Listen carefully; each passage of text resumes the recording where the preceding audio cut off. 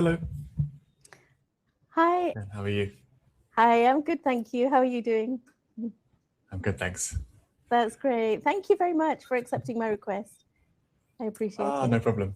Happy to. That's great. Yeah. Can I just ask you to introduce yourself, please? Yeah. Yeah, sure. I'm Oscar. I've been a teacher on and off for about 11 years. Okay. I've worked on Cambly for 9 years, also on Great. and off. I come from Tottenham in East London, and for the past six years, I've been cycling around the world, Yes. and I'm in Vietnam at the moment. Oh, I see. That's great. So thank you. Thank you for joining. Yeah. So you said No that you are problem. cycling around the world. Could you tell me a little bit about that, please? Yeah, sure. I started 6 years ago from Scotland, and I cycled across Europe. Then Wow. COVID happened. I went Okay. back to work for a couple of years, Mm-hmm. and then I cycled across Africa from Kenya to Cape Town, Right. back to work again in London. Okay. And for the past 15 months, I've been Mm-hmm. cycling from Pakistan all the way down to Southeast Asia, and up to Borneo. And I'm taking a short break, and then I'll be going back to Borneo in January. That's amazing. Yeah. And are you doing this by yourself or with friends? This cycling? Most of it has been by myself. Okay. I did Africa with a previous partner, Okay. but yeah, the majority has been just me. Oh, that's amazing. Wow. And what inspired you to start this challenge, the cycling challenge? When I was younger, yeah, kind of like growing up in Tottenham, Mm-hmm. it's for London quite a poor area. It was quite polluted, quite grey, and I always wanted to leave. And when I was a teenager, I joined a band in a different city, and I couldn't afford the train ticket. So I thought, oh, maybe I can cycle it. The first time I cycled, it took me a day, and then I got that time down to 3 hours eventually. And then Okay. came the idea to do longer trips. And yeah, I decided very early on I was going to cycle around the world before I'd even really tried anything like that. I So see. luckily, I really enjoyed it. Yeah. It sounds like a massive challenge. So have you been cycling like since childhood or since you were a teenager? Yes, Mm. it's quite early. Yeah, Yeah. I think in London, cycling is the most convenient way to get around because Mm. there's so much traffic, buses are slow, and getting the subway everywhere is quite expensive. Yes. Oh, that's great. And so this was something that was always on the cards, that you wanted to do this, yeah? Yes, That's great. yeah. And what has been what have you found most challenging and most enjoyable about this challenge? I think most challenging, Mm. it's usually kind of like organizing visas, flights. Okay. Um, I think day to day, once you're cycling and you've got all your things are Mm. fairly easy. You Right. don't have many big problems coming up. But yeah, yes, some countries that there can be really countries that have a really annoying visa process. Okay. The Yes. most enjoyable thing is usually when you're in the countrysides, you're much more likely to be invited in by locals. Oh, okay. And I think all of my best experiences have been kind of like meeting locals, having dinner Mm. with people, or Yes. yeah, yeah, that Oh, kind of that's thing. fantastic. Well, so how many countries have you covered so far already?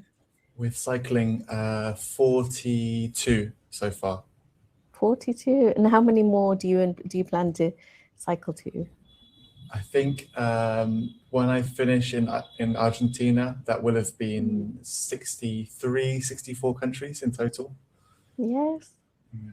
Wow, I've never met anyone with that kind of challenge. That's amazing. So what kind of qualities or what skills do you think you need to do this? I would say you need a lot of resilience because you've got tough situations and difficult situations as well. And yeah. I think the most important thing is kind of like learning to be comfortable doing something like this without the support of others. Right. Because sometimes you're supported by locals, but there are also stretches where you can, yeah, you can be going for days and days along one road without much going on either side of you. Mhm. So yeah, you need to be definitely comfortable in your own skin. And I think day to day, it's actually easier than I think most people would expect. Mhm. You kind of get into a routine, you find somewhere to camp, Yeah. wake up, make breakfast, cycle as much as you can. When you're hungry, pull over to cook lunch, Okay. or find a restaurant, and yeah, kind of do the same thing day in, day Oh, out. great. Yeah, but it must involve a lot of planning, like you said, like organizing your food and organizing your where you're going to stay and things like that. Do you do all that research before you start? With the kind of day to day stuff, I normally that normally just happens like as I go. Okay. My routine at the moment is cycling Monday to Saturday, and then I'll be Mm. camping outside almost every night. And Yeah. then Saturday, Sunday, working on Cambly in a hotel, and Mm. then trying to earn enough money for the next week, and then kind of going around in that cycle. Yes, I see. So, can you think of like a memorable experience, something that's really stuck with you for, that will always be with you? What do you think? Um, Mhm. there's, I think generally the kind of the kind of like scarier moments are the things that will really stick in your memory. Right. Um, Mhm. well, yeah, it's usually the kind of scary moments and then the really good moments. Mhm. I got chased by an elephant in what country was that? In Zambia. That was quite scary. Yeah, I'm sure Um, it was. Yeah. I've had a bear outside my tent in Bulgaria. Oh my The goodness. bear just kind of sat down for 1 hour and didn't Mhm. leave, and we were about a meter away from each other, and I could see the outline of the bear with Yeah. the kind of like moonlight. Um, Oh my and then yeah, goodness. then there's been kind of like meeting the best people. But like sometimes people have invited me in, and I've ended up staying with them for like 3 or 4 days. Mhm. And yeah, they've really kind of gone out of their way to show me around their city, and they've been That's so lovely. hospitable and kind. Yes. Oh, that's so good. Wow. Have you met any fellow cyclists like while you're doing this challenge who are doing a similar thing? Yeah, quite a few. Mm. Um, there's more kind of like popular countries that people go through, usually because of visa bottlenecks. I met Right. lots of cyclists in Nepal because the China visa is quite difficult to get. So Okay. most cyclists will do Pakistan, India, Nepal, and then fly to Southeast Asia. Right. So yeah, in Nepal, sometimes we were with kind of groups of like 5 or 6 of us at some Yes. points. Mm-hmm. But then in Borneo, I think I'm probably I think on the whole island, there's only 2 people cycling, as far as I'm aware, because we're all in big WhatsApp groups where you kind of like share safety tips and bad things that happen to people. That must be really helpful. Yeah, when you're doing something like this. Yeah. Yes, So yeah. in terms of like the kind of countries that you've been to, is there any country that you think I'd love to visit again? Like just as a holiday. Oh yeah. I mean, I'm in Vietnam now because I wanted to come back. I've met my cousin for kind of Christmas and New Year.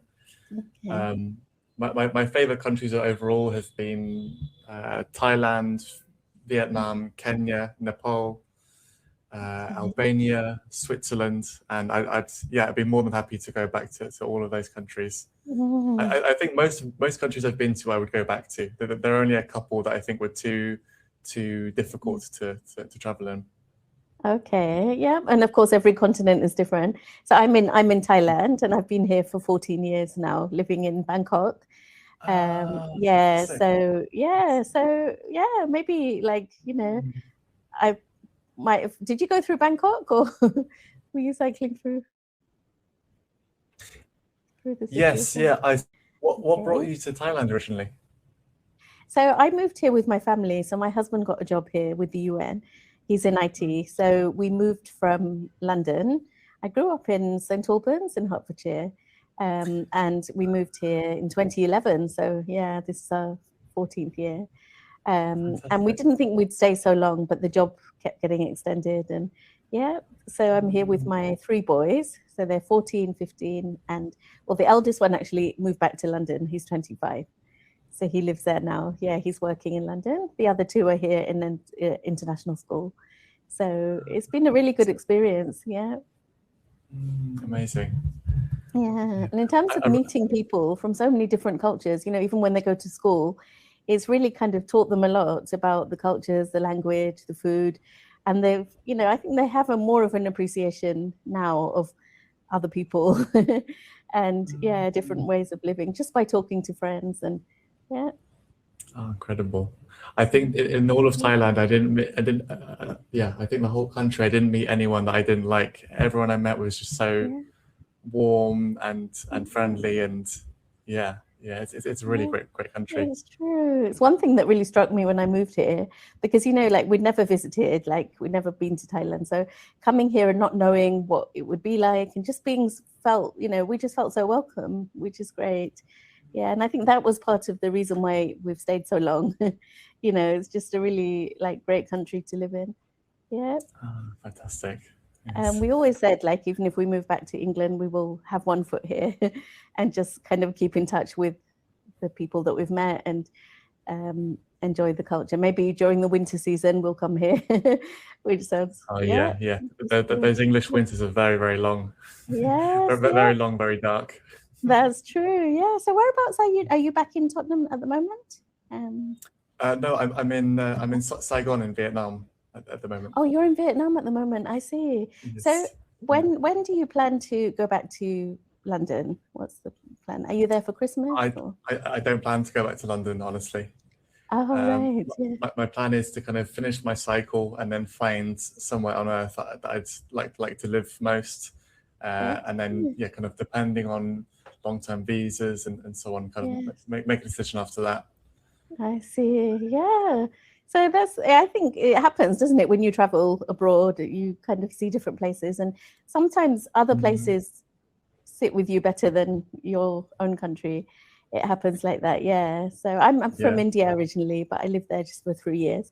4 years actually, and then moved to England. So England is kind of my home. I see it as my home, but Thailand is my second home. I would say, lovely. That's great. Yeah. So who do you have in London, Oscar? Do you have like your parents and any brothers and sisters as well?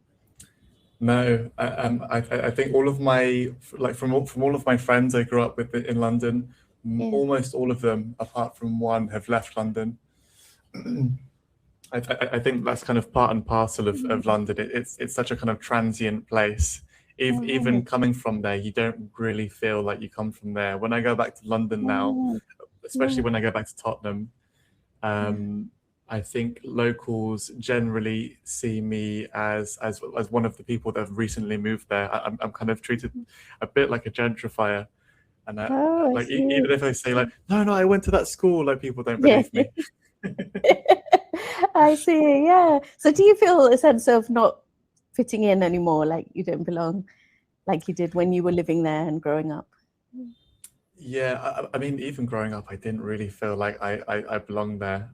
I think kind of growing up, I was very depressed, and I thought and I was taught that was just something that's within my brain. And then when I left the UK, I realized, no, it's the UK. Everything, I feel completely fine. Like as soon as I'm out. Yes. So what do you think it was that caused that? I know weather has a big impact as well on people's moods, doesn't it? And during the winter, like when it suddenly changes from really, now the summers are very hot, aren't they? And to go from that to like really cold, dark winters where it's dark at 4 p.m. It's quite a difficult transition, I think, for everyone. Yeah. Yeah. I think honestly, it was just the kind of like seasonal depression. I think in the UK, like as you said, with it getting dark at 4 p.m., we've got probably the wrong time zone. I think we should be on the kind of like, kind of like Dutch, Belgian, French time. Okay. But kind of like finishing school or finishing work in the dark, going to work in the dark. It just has a really bad effect on people. Some people can handle it. Yeah. But I think like I only really see the country happy for those few weeks in the summer where it's really nice and people go out to pub gardens. That's when the country feels happy. I think the Yes. rest of the time people are just kind of on autopilot, going to work and going back home Yeah. again. That's right. And I think you just feel like hibernating inside during the winter. Yes. Yeah.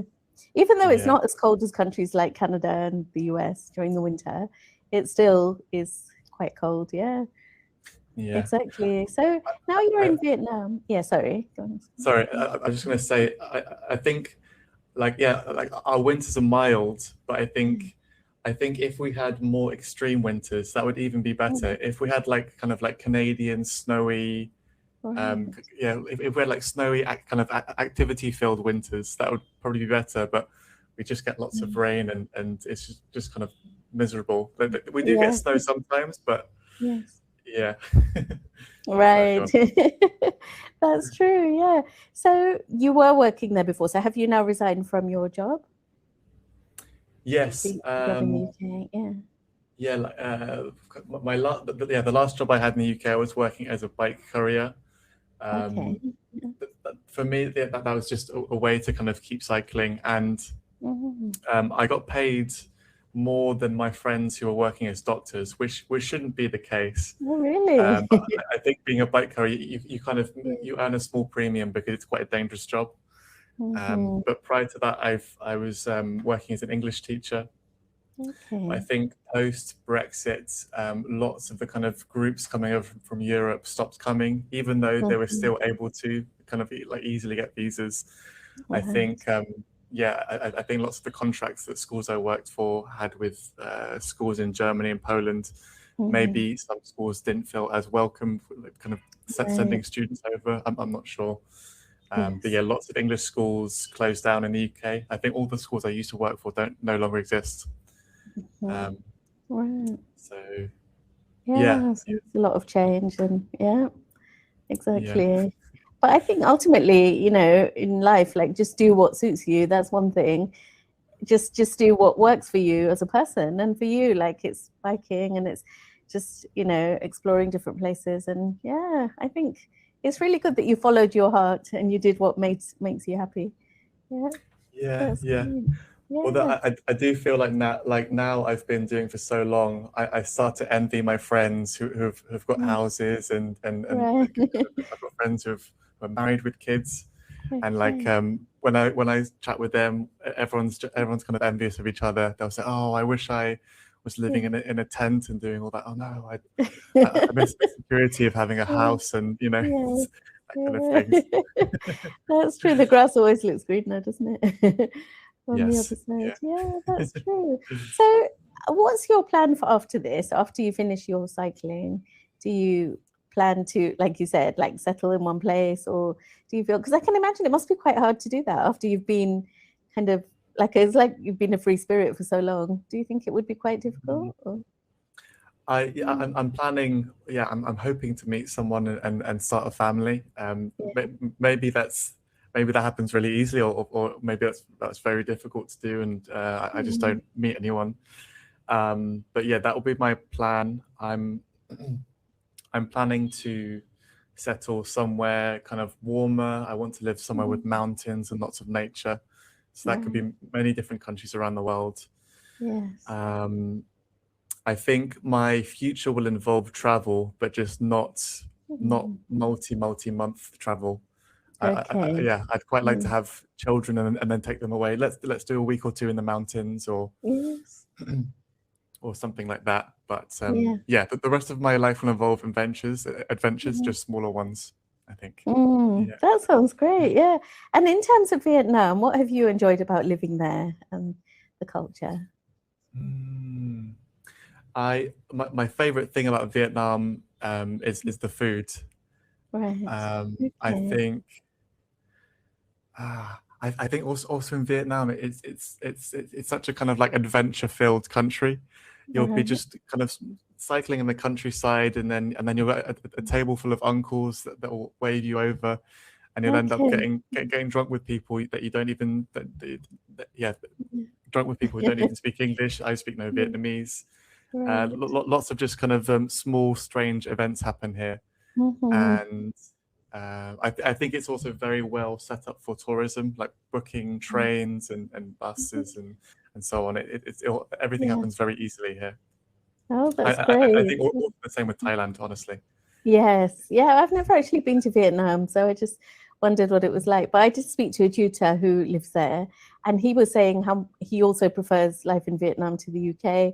And he's in Da Nang, I think that's where he is. Yeah, and he was saying Nice. he's got the beach nearby and the airport's nearby. So, and he was saying like all his friends want to come and visit him there rather than him going home. Yeah, so that kind of makes sense. Yeah, that's great. Understandable. Yeah. So in terms of Cambly, Oscar, so you're on Cambly, and that's the great thing about it, isn't it? You can take it with you wherever you are. So yes, that's great. Yeah. With Cambly, although I think most tutors most tutors normally kind of complain about the pay, and the pay isn't great. But I think if I didn't have it, I would have probably had to have gone home because I ran out of my savings 8 months ago, and Cambly's been basically keeping me alive. Yeah, I haven't been saving money with it. It's not really possible to do that. I think kind of 4 years ago and before then, you could work on Cambly like all day if you want, all day Sunday. So luckily that's been just enough to keep me going for the next week. That's great. I think my favorite thing about it is I've met so many interesting people from around the world. Exactly, yeah. And I guess wherever you take the sessions from, you have different students from different countries according to that. Yes, generally, it kind of depends what time of day. If I'm on early, if I'm on online early during the kind of Asian mornings, I'll get more Brazilians.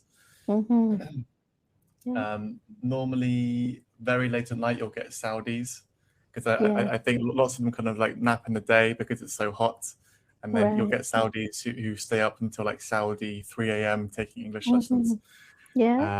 And then in Asia, mostly getting Chinese, Japanese, Koreans. Yes, exactly. I mean, here in Thailand, it was similar to, I think Vietnam is around the same time zone as Thailand, isn't it? Now it's like 3:30, same time. 3:30 p.m. Yeah. So like Japan is 2 hours ahead. So there are many Japanese students, Chinese students, and you're right. The Brazilian students come on like first thing in the morning, and they tend to stay up late, don't they, and have their sessions at 1 a.m. And exactly. Yeah. Do you also teach children on Cambly as well? I think I applied to work on Cambly Kids a few years ago, and I've seen that the kind of the link to apply again has recently come up, but I'm not planning to work on Cambly. I think I'm going to stop in a couple of weeks. I do have some regulars who are children. I think generally when you have new children, that can be a bit more difficult because sometimes parents can just leave their child on a computer, and then the parents will go, and then sometimes the kids just aren't interested in doing anything. So there are some sessions where I'll spend half an hour trying to get their attention. Oh, should we try this? And maybe they're just kind of like gaming or doing something else. I've had that as well, and then when the parent comes in, they're like really straight backed and back to yes. That's the thing. So I guess like when you're teaching adults, they have their own, well, not only adults, some like older like students as well would have their own goals and their motivation to study English. That's great. So what tips would you give someone? So I'm also a Cambly tutor. I've been on there for 3 years now. And I started it, but I was also going into schools, and then I went to my children's school, and then when the pandemic happened, it kind of became difficult to keep up the work and work as a teaching assistant and things like that. So then I started looking for online work, and that's how I got into this. So I really like the range of students you get and how everyone has such different needs and different goals for the future. So if people are watching and they just asked for like 1 or 2 tips to help with their English? What would you say? Just to make progress. I know it purely depends on their level, and but just like general things that you think would be helpful. I think when I've been learning other languages, I can speak Dutch, and I'm learning Spanish at the moment. I think even if someone's lower level, I usually recommend just try and have your target language Right. kind of like have as much exposure to it as you can. Even if someone can't practice English with someone else that they know, I usually recommend just listen to podcasts, have English radio on or something like that, and just even if you're not concentrating on it, just have your kind of subconscious that can hear it. And I think that can kind of stimulate starting to think in the target language long term. Yes, that makes sense. Yeah. And just immersion, isn't it? Like as much as you can immerse yourself in the language. And I think every student knows what they need to work on. So they'll come to the lesson with those targets, and we can like work on those. Yeah, that's great. So you're planning to stop in a couple of weeks. Do you have a plan after that, like in terms of work? Or? Yes, I've gotten a new job. Basically, while I've been traveling, I make kind of travel videos. So I do daily kind of social media videos and then weekly YouTube videos. Right. And a British travel company basically want me to make the same kind of videos for them. Oh, that's excellent. So yeah, I think I only need to make 2 Instagram reels a week, and I'll be far more financially comfortable compared to working on Cambly. I see. I may kind of keep some Cambly hours open for my regulars. Yes. But yeah, luckily I won't be completely relying upon it in a couple of weeks. Oh, that sounds good, and something new to try as well. Yeah. Yes. Yeah, that's amazing. So we've almost finished. So what's your plan for today, Oscar? What are you doing? So now it's like afternoon time. Do you have the beach nearby? Go to the beach. I think it's maybe like an hour or 2 drive away. Right. I've got a few more hours on Cambly, and I'm traveling with my cousin at the moment. So I think I finish at 9 p.m. and then we'll go out for dinner somewhere, and then kind of like enjoy the city. And then tomorrow we're flying to Hanoi. Oh, excellent. Yes, you're like exploring different cities as well. Yeah. And how about the food in Vietnam? How is the food? What have you found it so far? Yeah. It's incredible. There's lots of weird and wonderful things to try if people are more adventurous. Last night we tried kind of fertilized quail eggs, which I can't recommend. But there's lots of different kind of like weird seafood and like fish I've never seen before. I think the most common kind of Vietnamese food will be like banh mi, which is basically like a baguette with different fillings. And then there's kind of like traditional like Vietnamese noodle soups like pho and so on. Yeah. And then you can find them everywhere. That's amazing. Do you like spicy food? Are you someone who likes spicy food as well? Sometimes, yeah. But some countries, like their idea of spicy can be really spicy. So I had to be careful in Thailand. But I like kind of like medium high spice. I can tolerate and really enjoy. I see. That's great. So thank you so much, Oscar. It's been so lovely to talk to you. Thank you. Yeah, it's been and really I wish fun. you all the best. Yeah, all the best for your cycling as well. Thank you so much. Bye-bye. Thank you. Take care. Bye-bye.